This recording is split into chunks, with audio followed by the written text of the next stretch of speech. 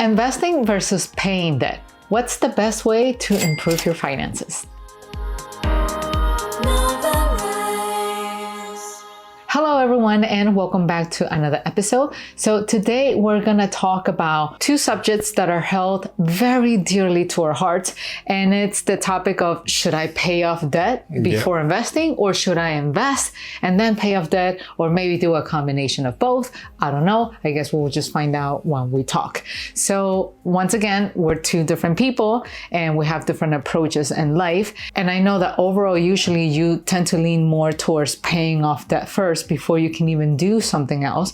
And I am a bit more on, I want to invest first before I can even think about paying off my debt. Yeah. It doesn't mean I don't pay it off, but I prioritize more investing. So we wanted to take this opportunity today to share a little bit about our way of viewing things. And of course, invite you to share any comments or any suggestions as to how you tackle each and one of these subjects. So let me start off with you first, Anthony. What are some of the benefits that you actually see in paying off debt first before you can even think about investing?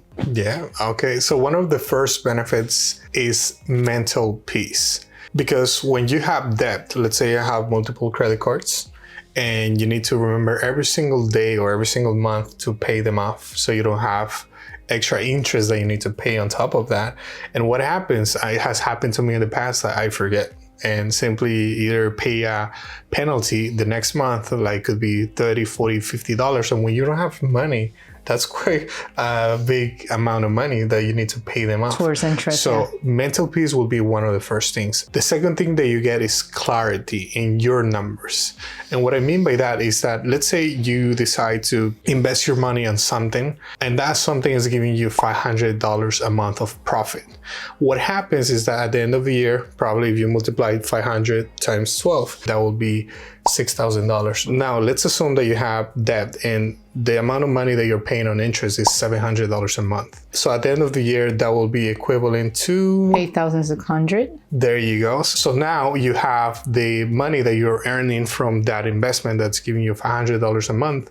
And let's say at the end of the year, you have to pay taxes on the profits that you're making. So those $500 a month is not the real number. So let's say that at the end of the year, after you pay all your taxes, you end up, I don't know, with $3,000 or I don't know, $4,000. In my opinion, those numbers do not make sense because each month you're losing money on the interest that you're paying off for your debt. But yes, you're making a profit in your investment, but at the end of the day, you're still losing money. I don't necessarily view it that way because let's say back to your example. So you are saying there's a $700 monthly debt that you have to take care of, and those $700, it's all interest, and that's $8,600 a year. And then there's the investment over here that is giving you a return of $500 a month. So 500 times 12, that means in a year you're making $6,000, right? So we're clear on that end. So the way I see it is, if you focus only in paying off the debt right here, that means every month you have to come up with $700 out of your pocket to pay it, which is a steep sum of money. That's a lot of money that you have to worry about. Even if you have the money, it's like, why would you want to take your hard-earned money to keep putting $700? But if you invest it, I'm not saying investing is easy. Investing is meant to supplement whatever you're making, right? So you can still do your full-time job or do whatever is it that you do to earn a living. And then in addition to that, you're getting this extra $500 a month from your investment. So that $500 in a way is helping you offset that debt. So you use the $500, you pay part of the $700, and then the difference of $200, you will be putting it out of your pocket. So like I view that as help, additional help to cover the debt that is existing. You just happen to do it strategically. And yes, I understand that whenever you're making any returns from your investment, that there could be tax implications around it, but that's why you work with an accountant to, you know, work the magic legally to sort of like reduce that taxable income. One of the tips is that if you hold your investment for over a year, then you pay less taxes as opposed to you buying an asset in 1 year and selling it within the same year, which will lead you to pay a higher taxable rate, right? So I view it as there are things to go about it. Now, in terms of the mental piece, it still goes the same way. Like, it gives you mental peace to take care of the debt so you don't have to think about it.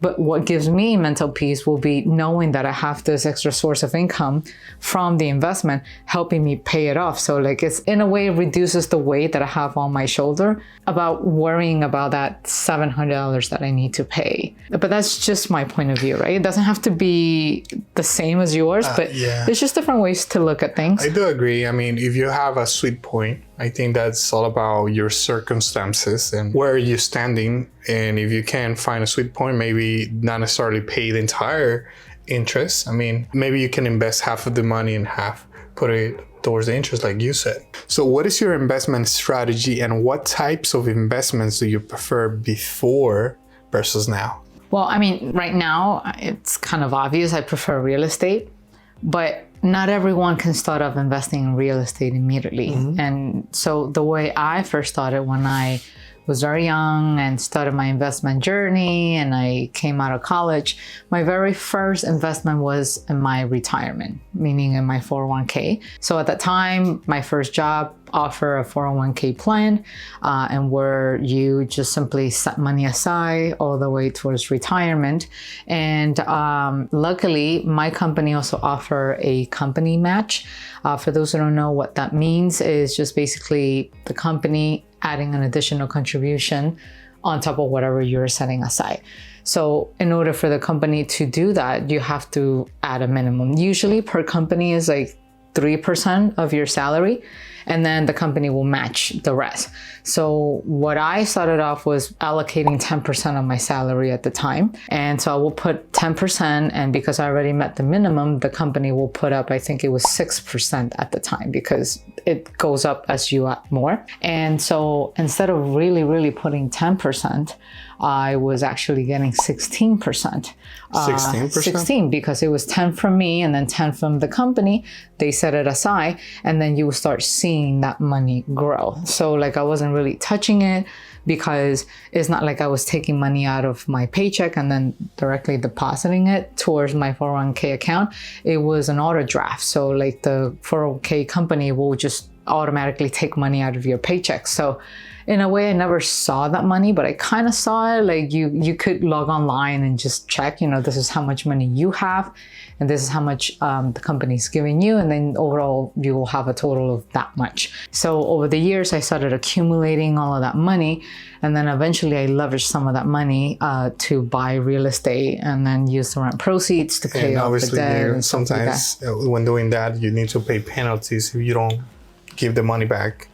Well, it depends on the plan. So the most two popular types of retirement plan are the 401k or an IRA. So with a 401k, you have two options. You can withdraw the money or you can borrow against it. So I never withdraw, because when you withdraw, you have to pay a 10% penalty, and you have to pay taxes on top of that money, because it's meant to be retirement money. So there's rules around that. So and it's not like you can deduct it from your taxes, even if you decide to use it as a business. No, because even for the business. Like, personal and business don't mix well when it comes to things like that. Obviously, your accountant will, find a magic rule or a magic way to work it out for you. But for simplicity purposes, no, you shouldn't mix those two. But obviously, there are many more creative ways to work around it, right? But in my case, I decided not to withdraw the money. I decided to borrow against it. And so what it does is that the 401k plan gives you options. Not all plans work the same, but the plan I had give you an option to return the money within 2 years or within 3 years, I think, 2 or 3 years. That's plenty of time. That's yes. quite a long time. And so I obviously picked the longest time, even though you will pay the highest interest, but the monthly payment was actually lower. So it allowed me a little bit of flexibility, and I just simply use that money and I use it to buy my investment property.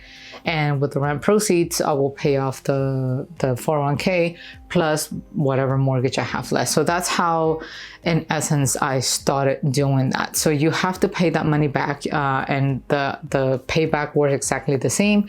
They will just deduct it directly from your paycheck on addition to whatever you were deducting and so on.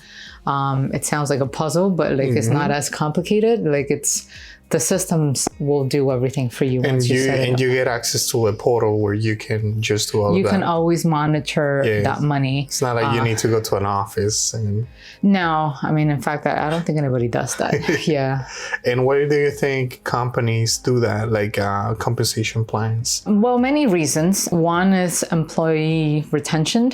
As you and I know, now that we're business owners, hiring talent takes a big toll on the company as well. It's time consuming. It takes on average, about 3 months to hire someone who's qualified. I mean, you can hire someone right off the bat immediately within the same day if you don't have any standards or any qualifications. But for the most part, if you're looking for the right candidate and the pool of people who are applying, it takes time to go through the resumes, to recommendation letters and stuff like that. Well, that's onboarding, assuming you already picked somebody, right? So first is the selection of the candidates, then narrowing it down to 2 or 3, and then whoever makes it to the end. And then after that, there's the onboarding, which also takes resources to train, give people access. And in addition to that, there's still that trial period, because one thing is whatever people put on paper, and like some people are really good at interviewing, but then when it comes to doing the real work, they might disappoint you, although that percentage is minimum. But the truth is it can happen. So like the entire process from like selecting the candidate all the way till they become fully productive in a company can take up to 6 months. And so companies don't want to devote 6 months out of the year just to train somebody and have them leave someplace else. So they offer perks and benefits. So like amongst those perks is like, we will provide you health insurance for you and your spouse and your family. And then amongst those perks also include the option of a retirement plan. And so they offer the matching to sort of like entice you to remain in the company longer.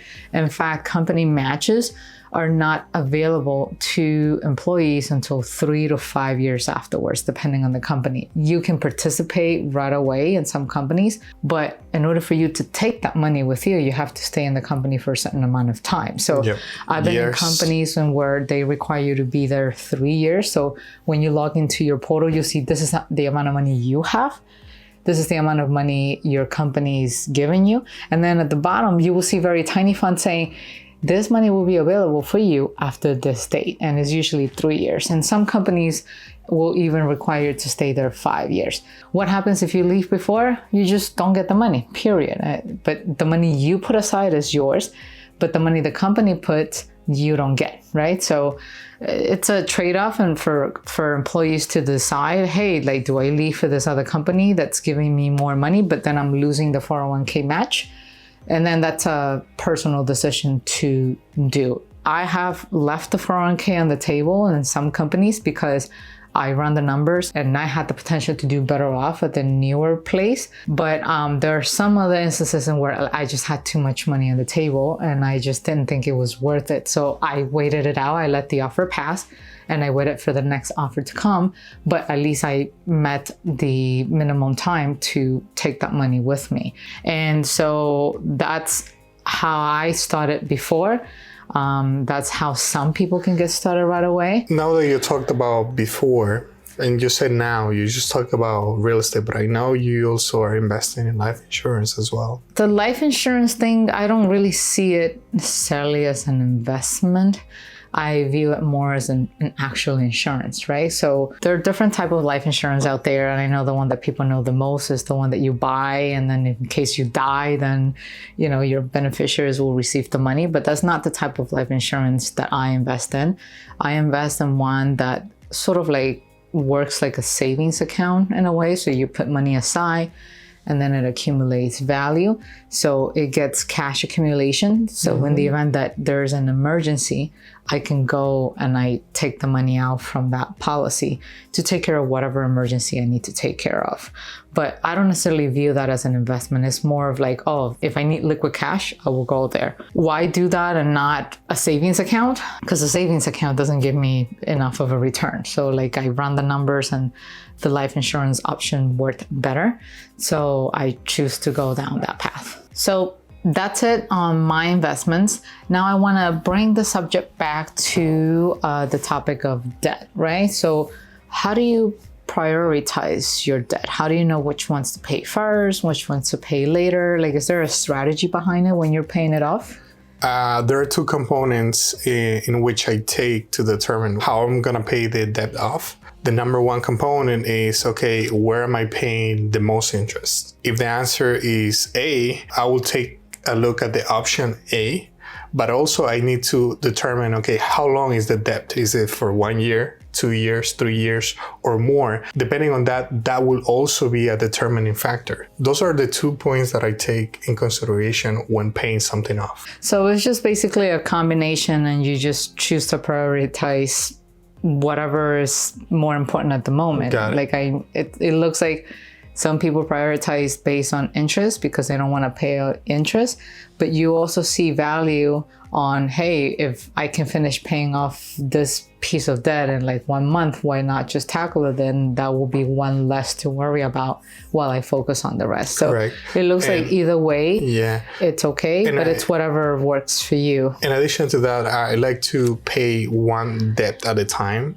What I mean by that is that instead of splitting like $500 here, $500 there, I'd rather paying off one thing only, so I can put all my capital allocation towards one, and then I go to the next one. I mean, obviously taking into account that you have to cover the minimum of the other ones, right? Of like course, if you have 5 credit cards, you can't just simply say, well, I'm just going to pay off this one, and then the other 4 banks are going to have to wait. Yeah. So you still tackle the minimum of the other ones, but then you allocate a large sum to one because you're either getting rid of the interest faster, or you're just simply paying it off faster. Correct. Okay. Now is my time to ask you about strategy, specifically about stress. So how would you handle the stress and uncertainty associated with investing, especially when results are not guaranteed and there may be losses? That's an interesting question. The stress will always be there, but there are ways, and throughout the years and with experience, you learn to manage it better, but you cannot completely eliminate that. So one of the things that I do is not to look at my investment portfolio every single day.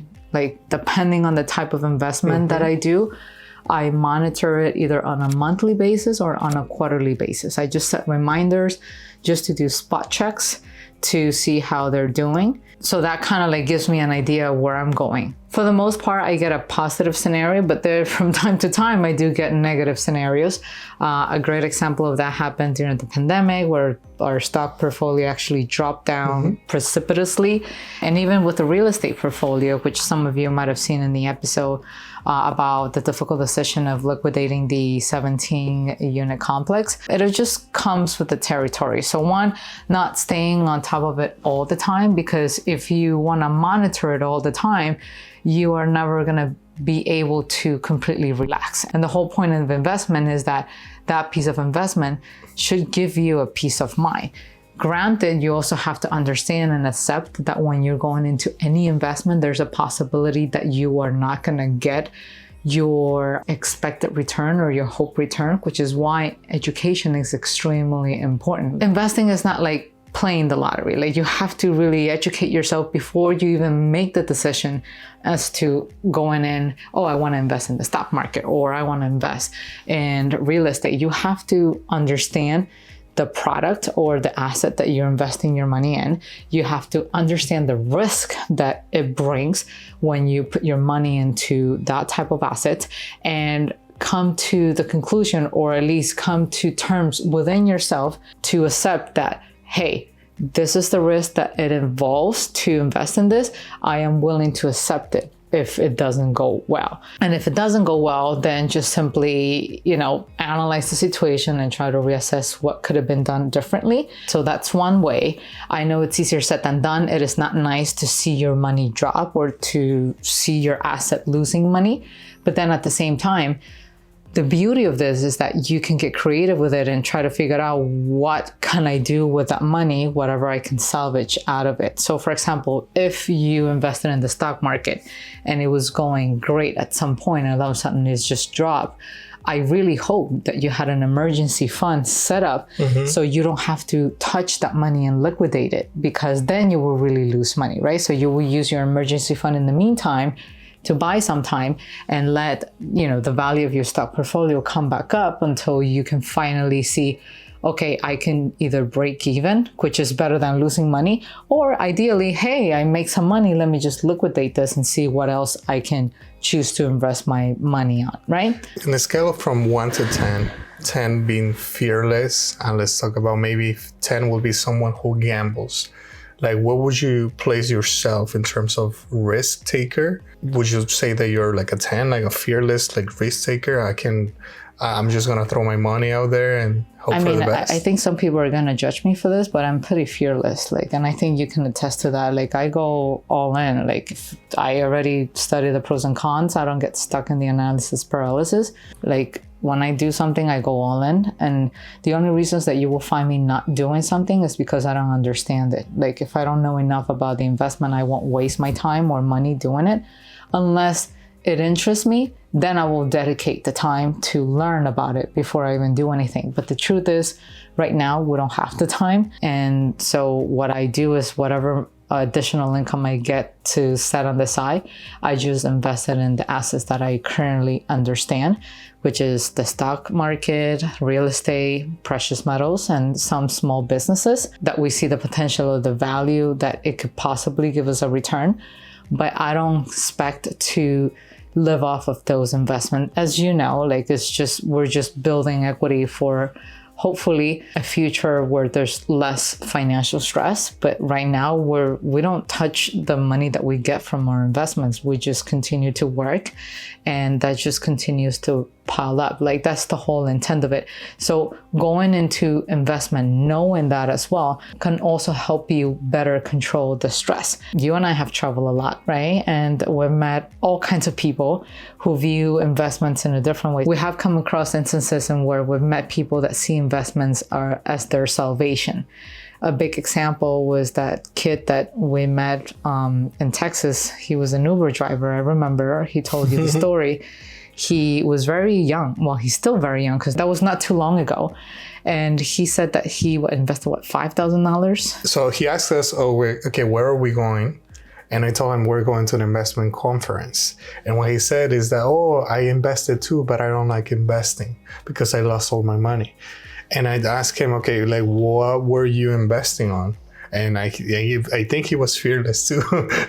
So he was investing in Dogecoin. Obviously, you need to understand where you're investing. But there's a difference. There's a difference between being fearless and knowing what you're doing. So he didn't know what Dogecoin was. I think based on what I remember, he invested in it because his friend did it and told him it was a good idea, and he made some money out of luck. But then when he went in, he didn't get so lucky. Yeah, he lost all his money. 5,000 hard-earned dollars driving an Uber, and he lost it. So like I said, yes, some people are not as fearless, some people are more risk averse, and whichever spectrum you're in, that's okay. But the key importance here is that you have to know what you're doing. So in the case of the Uber driver, he just didn't know what he was investing in. He didn't even know what a cryptocurrency was. He just know about crypto because everybody was talking about crypto. And then at that point, there was that hype around Dogecoin. But investing $5,000, right, blindly into something that you don't understand in hopes that you can triple it or quadruple it, that's not the right approach to go into something like that. So when you understand that and you don't place your hopes that way, you also better manage stress that way. Because that's the truth. None of us have a magic ball unless you're an insider trading in Wall Street and you know exactly what's going to happen in the market, which if you do that, you will probably be in jail if they catch you. But there's really no way to know what's going to happen in the market. So all you have to do, or all you have left to do, is an informed decision, weigh the pros and cons, and understand okay, if I do this, I can gain this much, but if it doesn't go the way I want it, this is how much I could lose. And that's why they always say when you invest with money that you don't need, not necessarily with money that you're placing your hopes on. So for example, investing in your emergency fund is definitely not a good idea, which it may sound a little bit contradictory because I use my 401k money to invest in real estate because it's meant to be retirement money. But I also knew at the time that if I lost the money, I have a whole lifetime ahead of me to make it up because I started off very young. It's still not ideal, but I figure, hey, I still got my 30s, 40s, 50s to still make up that money. I will just do things differently. If I do lose money, I just hopefully will learn the lesson out of it and I'll just do it differently.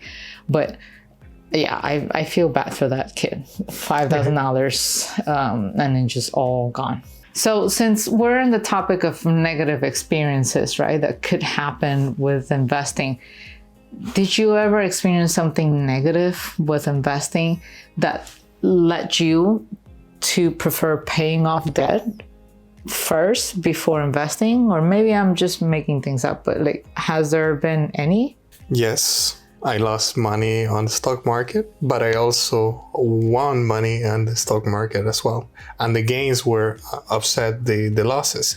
Did that influence you preferring to pay off debt? No. What influenced me a lot is to have a cushion, like have a cushion because we never know what's going to happen tomorrow. And we cannot depend on a paycheck because we don't know if we're going to have a job like in a year from now. So we need to have some cushion that we can just take it out of the savings account in case that we need to travel somewhere because something happened to a family member. I don't know if we have an emergency that we need to attend to. So we need to have that money there. Yes, you can use credit cards to travel, but at the end of the day, you're going to need to pay that back. Otherwise, you're going to keep accumulating more and more interest. But I think one of the main reasons on my side, because I want to have a cushion, is because we do have a company, we have lots of expenses, and not having money, it can easily go the company in a downward spiral. And that's why I have some cushion, because if I need to put something extra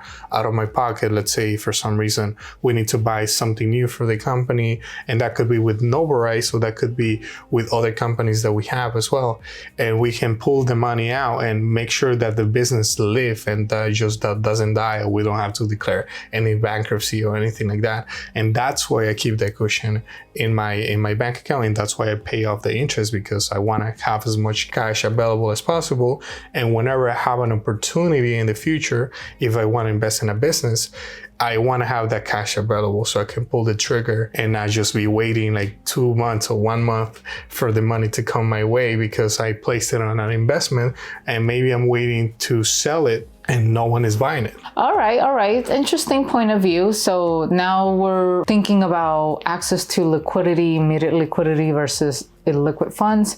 So it seems like if you pay off your debt, that will be the equivalent of having an additional cushion, emergency funds, or saving, whichever you call it, versus having to hope for an asset to maybe perform or not perform, which is kind of like an incognito, right? Like you really don't know what could happen down the road. So you prefer to do the things that you believe you can control. And there you have it. Team paying off debt, team investing. There could be a team in between. We want to know about you. Where do you stand? Do you agree more with Anthony? Are you more on my side of the equation, or maybe none of the above? Let us know your comments. We would love to get to know you. And thank you for sharing with this amazing community. We'll see you in the next episode. Take care. Bye-bye. See you. Bye.